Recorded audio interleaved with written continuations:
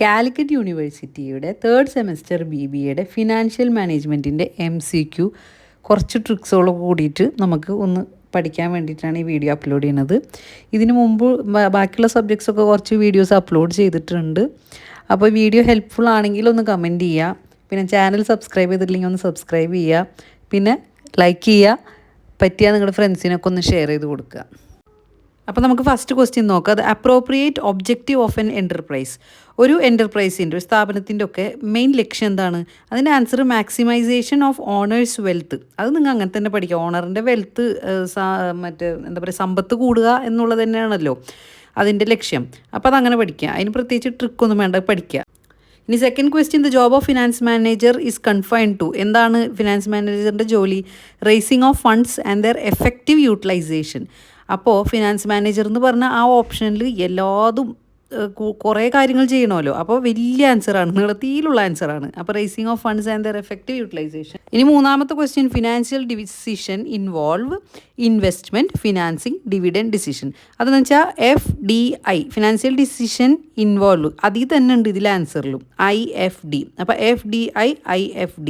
പക്ഷേ രണ്ടാമത്തെ ഓപ്ഷൻ മറക്കരുത്, അത് ക്ലിക്ക് ചെയ്യരുത്, അതായത് ടിക്ക് ചെയ്യരുത്, കാരണം സെയിൽസ് ഡിസിഷനാണ്. അതല്ല, IFD വരുന്ന ആൻസർ FDI. അപ്പോൾ സെയിം ഓക്കെ. ഇനി നെറ്റ് പ്രോഫിറ്റ് റേഷ്യോ സിഗ്നിഫൈസ്. അത് പ്രോഫിറ്റിൽ തന്നെ ഉണ്ട് ആൻസർ, പ്രോഫിറ്റബിലിറ്റി. അപ്പോൾ അതങ്ങനെ.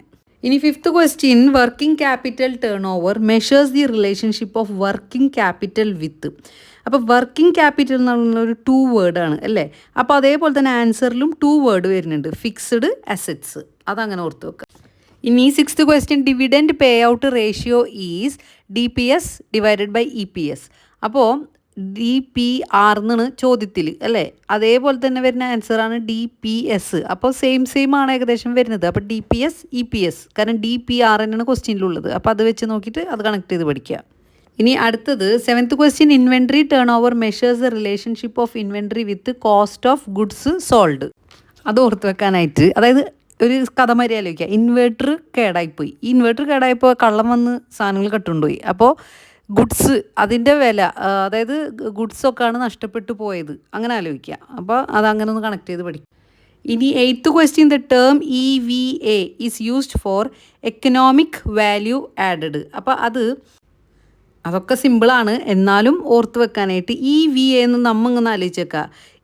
ഇക്ക എന്ന് ആലോചിക്കുക. അപ്പോൾ ഇക്കയുടെ വാല്യൂ ആണ് കൂടുതൽ. അതായത് നമ്മുടെ വീട്ടിൽ അഥവാ ഹസ്ബൻഡൊക്കെ ആണ് എന്ത് ചെയ്യുക, കൂടുതൽ സമ്പാദിക്കുന്നതും മൂപ്പർക്കാണ് കുറച്ച് കൂടുതൽ വാല്യൂ അല്ലേ, വീട്ടിലത്തെ ഗൃഹനാഥന്മാർക്ക്. അപ്പോൾ ഇക്കയുടെ വാല്യൂ, അപ്പോൾ വാല്യൂ ആഡ് ചെയ്യണം. അപ്പോൾ വാല്യൂ എന്നൊക്കെ ഒന്ന് ആലോചിച്ചിട്ട് അത് ഒരുമിച്ച് കണക്ട് ചെയ്ത് അങ്ങനെ പഠിക്കുക.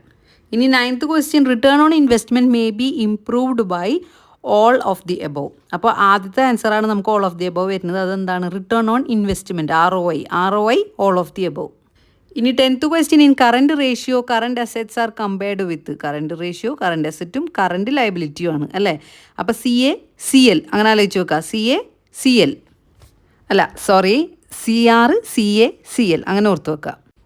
ഇനി 11th question, there is a deterioration in the management of working capital of XYZ limited. What does it refer to? ഇതിനെങ്ങനെ വെച്ചാൽ ഒന്ന് ആലോചിച്ച് വെക്കുക. XYZ എന്ന് പറഞ്ഞിട്ടൊരു ക്ലിനിക്ക്, ഓക്കെ. അവിടുത്തെ ഡോക്ടർ എന്ന് പറഞ്ഞാൽ ഡിറ്റീരിയോറേഷൻ, ഓക്കെ. ഡോക്ടർ നമ്മൾ ഈ ക്ലിനിക്കിൽ പോയിട്ട് ഈ ഡോക്ടറിനെ കാണുമ്പോൾ അവിടെ എന്താ സംഭവിക്കുക? അവിടെ ഇങ്ങനെ കാശ് കൂടുതലേ ചെയ്യുക, കളക്ഷൻ കൂടുതലേ ചെയ്യുക. അപ്പോൾ debtors collection period has increased. അതങ്ങനെ കണക്ട് ചെയ്ത് പഠിക്കുക. XYZ എന്ന് പറഞ്ഞ ക്ലിനിക്കിൽ ഡോക്ടറിനെ കാണാൻ പോയപ്പോൾ നമുക്ക് അവിടെ കളക്ഷൻ കൂടിയവർക്ക് കളക്ഷൻ പീരീഡ് ഇൻക്രീസ് ചെയ്തു. ഇനി ഡെപ്റ്റ് to total asset ratio can be improved by redemption of ഡെപ്റ്റ്. ഇതാലോചിക്കാനായിട്ട് ഈ ടോട്ടൽ അസറ്റ് റേഷ്യോ എന്നുള്ളത് TAR അല്ലേ, ടാർ, നമ്മൾ റോട്ടിലിടുന്ന ടാർ ആലോചിക്കുക, ഓക്കെ.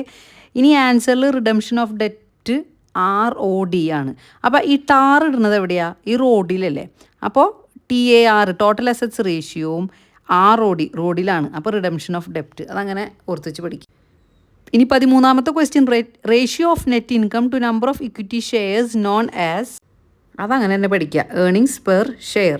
ഇനി അടുത്ത ക്വസ്റ്റ്യൻ 14ാമത്തെ, a current ratio of less than 1 means current അസറ്റിനേക്കാൾ കൂടുതൽ കറണ്ട് ലയബിലിറ്റീസ്.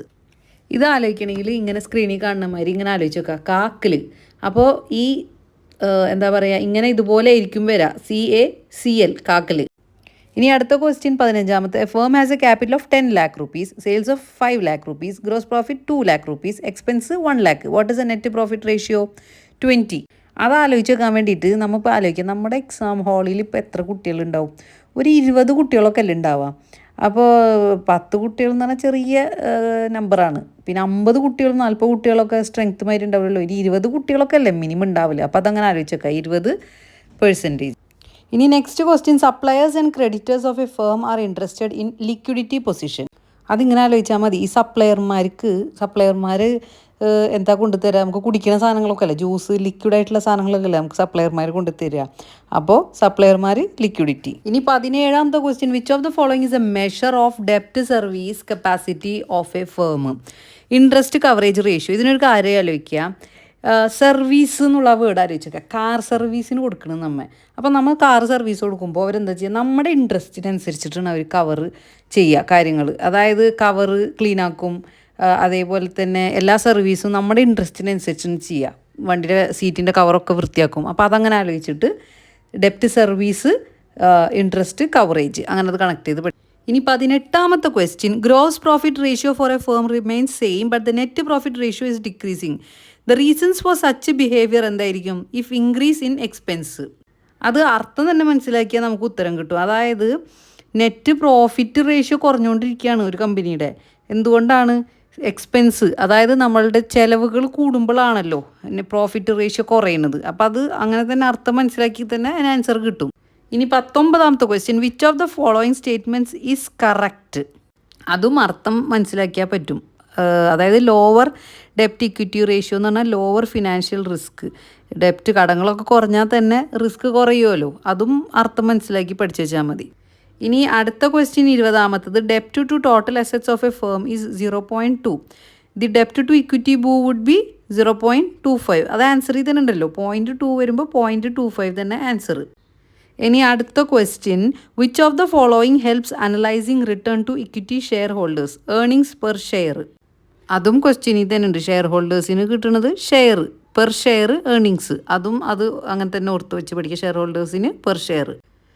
ഇനി 22ാമത്തെ question. In inventory turnover calculation what is taken in the numerator?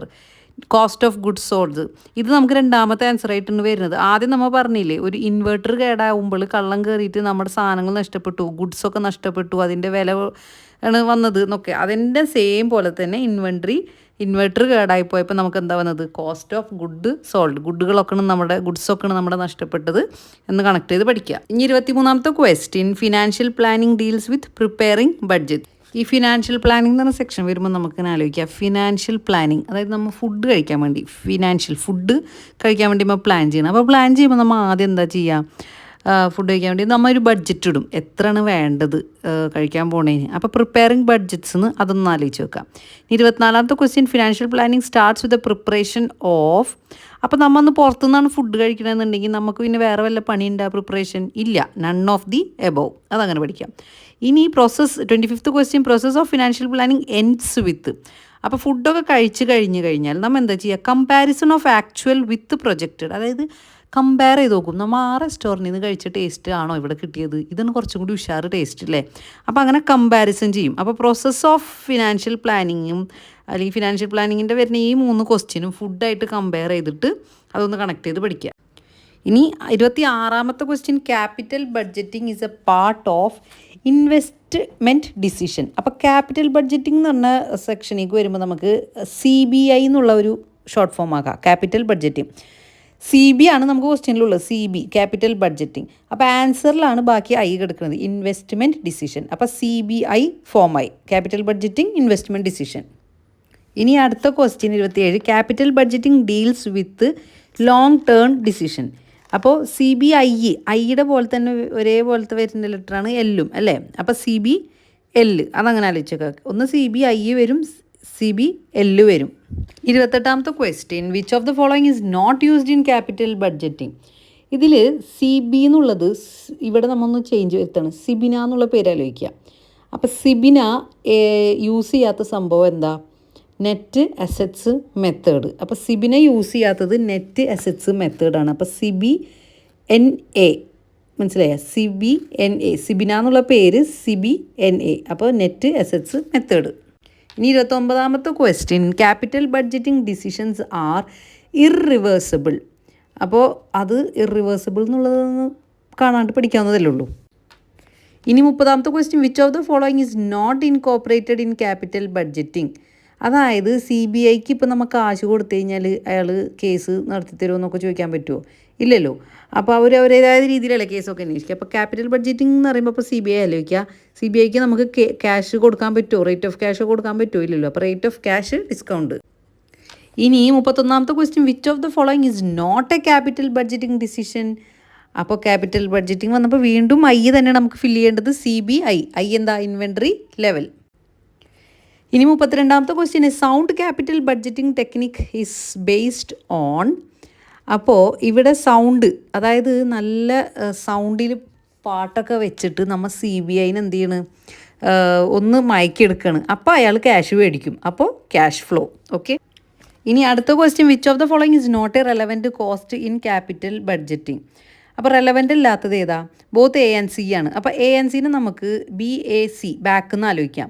അപ്പോൾ നമ്മളിപ്പോൾ ഈ CBIക്ക് കാശൊക്കെ കൊടുത്ത്, ക്യാപിറ്റൽ ബഡ്ജറ്റിൽ നമ്മൾ CBI എന്നല്ലേ കണക്റ്റ് ആക്കി വെച്ചേക്കണം. അപ്പോൾ CBIക്ക് കാശ് റെലവൻറ്റ് കോസ്റ്റൊക്കെ കൊടുത്തു കഴിഞ്ഞാൽ ഇനി റെലവൻ്റ് അല്ല എന്ത്? ബാക്ക് അടിക്കൽ. അതായത് ഇനി എന്തെല്ലാം തീരുമാനം എടുത്തു അയാൾക്ക് കാശ് കൊടുക്കുക എന്നുള്ളത്, ഇനി ബാക്കിലേക്ക് അടിക്കലില്ല. ബാക്കിലേക്കൊരു സ്റ്റെപ്പ് വെക്കാൻ പറ്റില്ല. അപ്പോൾ അതങ്ങനെ ആലോചിക്കാം. ഇനി 34th question, capital budgeting decisions are based on. വീണ്ടും നമുക്ക് CBI തന്നെയാണ് വരുന്നത്, ക്യാപിറ്റൽ ബഡ്ജറ്റിംഗ്. പക്ഷേ ഇവിടെ എന്താണ് ഐ കുറേ വരുന്നുണ്ട്. അപ്പോൾ ഇൻക്രിമെൻ്റൽ ക്യാഷ് ഫ്ലോ, അത് ഓർത്ത് വെക്കാനായിട്ട് നമ്മൾ ക്യാഷിൻ്റെ കാര്യം പറഞ്ഞില്ലേ, CBIക്ക് ക്യാഷ് കൊടുക്കേണ്ട കാര്യം. അപ്പോൾ വെച്ചിട്ട് ഇൻക്രിമെൻ്റലും ക്യാഷ് ഫ്ലോസും. അപ്പോൾ CBI ക്യാഷ് ഫ്ലോസ്. ഈ 35th question, which of the following does not effect cash flows proposal, method of project finance. ഇത് ആലോചിച്ച് വെക്കാനായിട്ട് ഒരു കാര്യം ആലോചിക്കുക. അതായത് നമ്മൾ ക്യാഷൊക്കെ കൊടുത്ത് CBIക്ക് അല്ലായിരുന്നു. പക്ഷേ ഈ ക്യാഷ് ഫ്ലോൻ്റെ പ്രൊപ്പോസലായിട്ട് ചെന്നപ്പോൾ പ്രൊജക്റ്റ് ഫിനാൻസർ എന്ത് ചെയ്തില്ല? സമ്മതിച്ചില്ല.